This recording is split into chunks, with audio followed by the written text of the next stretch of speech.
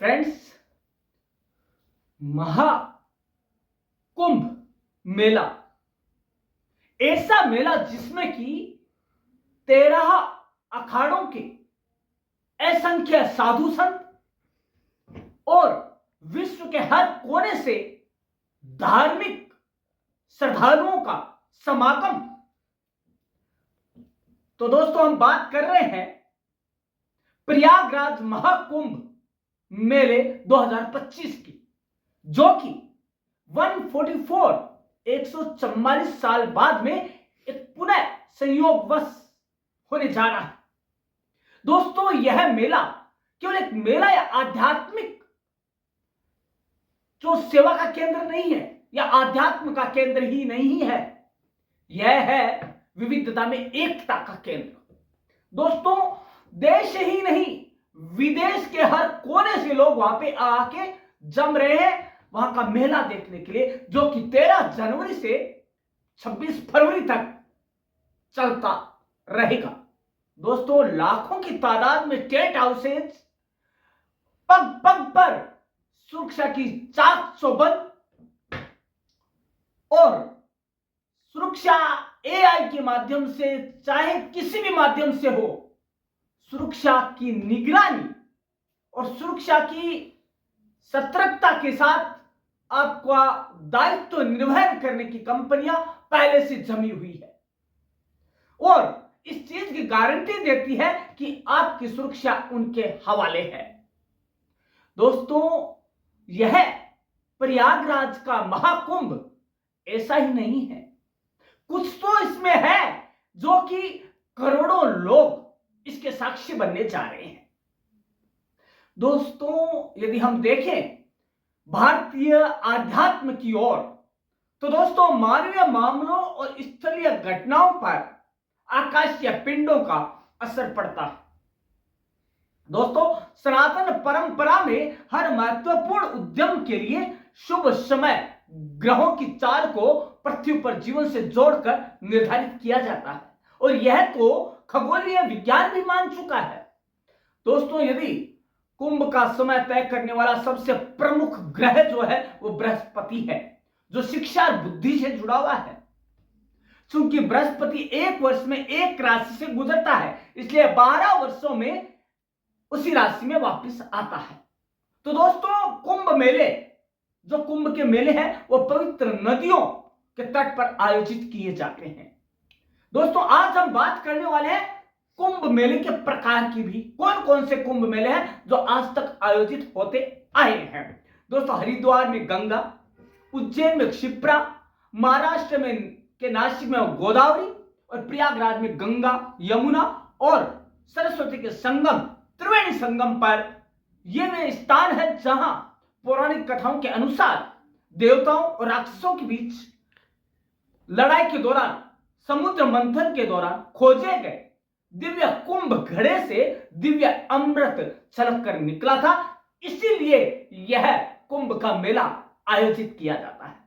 दोस्तों, करोड़ों की तादाद में अलग अलग तरह के साधु संत वहां पे इकट्ठे होते हैं और बिना किसी फीस के वहां पे तंबू, जिसे हम टेंट बोलते हैं, उसमें रहने का आपको सौभाग्य मिलता है।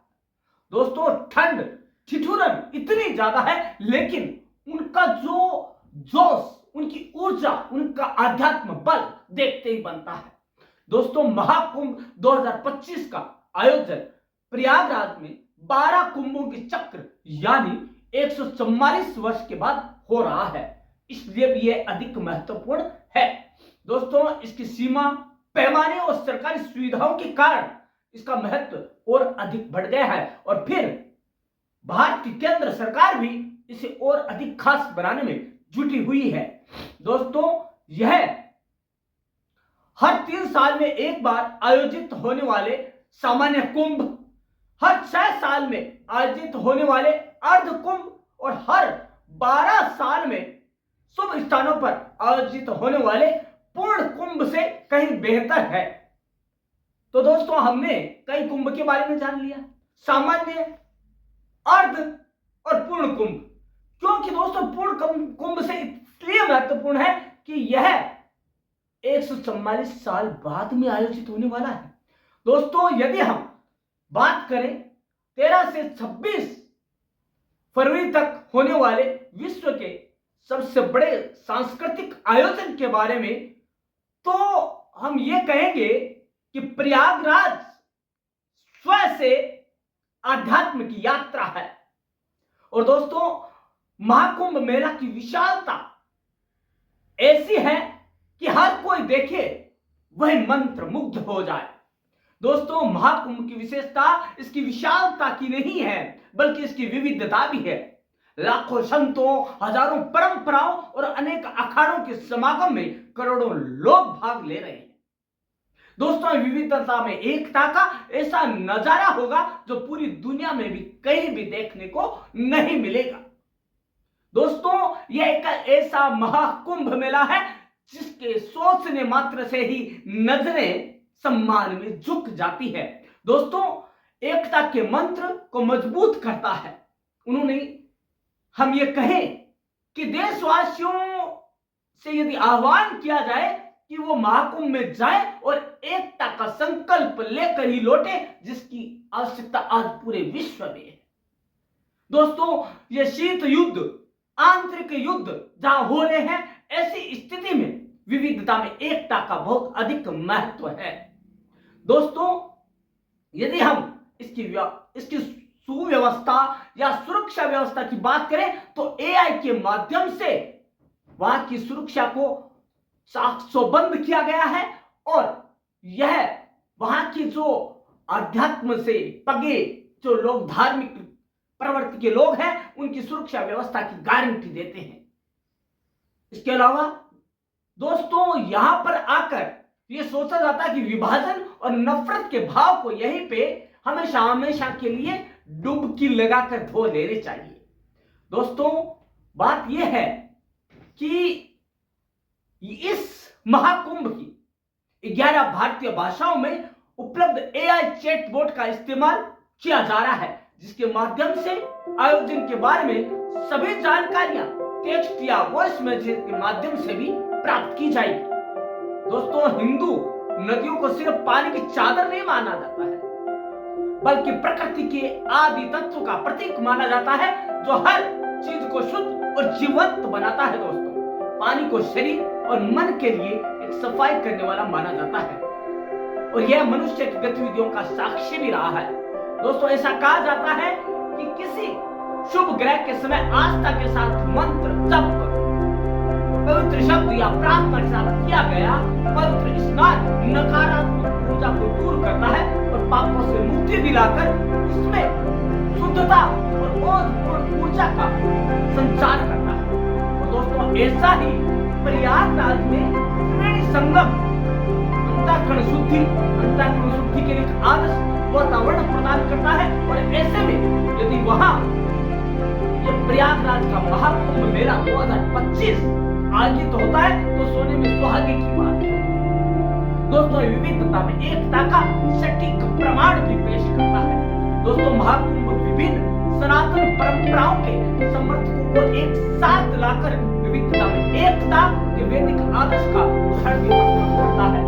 तो प्रस्तुतियों, प्रवचनों और बहसों के माध्यम से अपनी विशिष्टता, कौशल और प्रामाणिकता का प्रदर्शन भी करता है।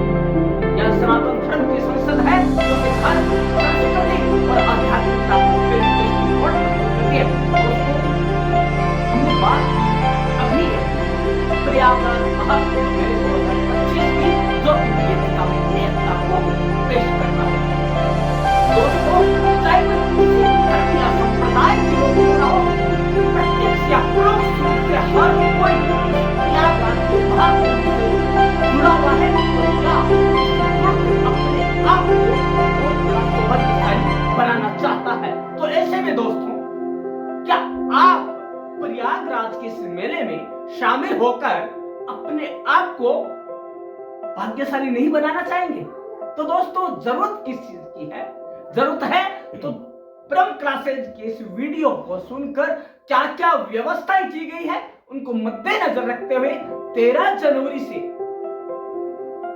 26 फरवरी तक आयोजित होने वाले इस महाकुंभ में भाग लेकर विविधता में एकता के प्रत्यक्ष दर्शन करने की और अपने आप को सफल बनाने की, और जो कि केंद्र सरकार का एक नारा है विविधता में एकता का, उसे सफल बनाने की। दोस्तों ये जुमले नहीं है दोस्तों, ये हमारी आध्यात्मिक शक्ति का प्रतीक है विविधता में एकता। दोस्तों यह इस तरह का संगम पूरे विश्व भर में कहीं देखने को नहीं मिलेगा।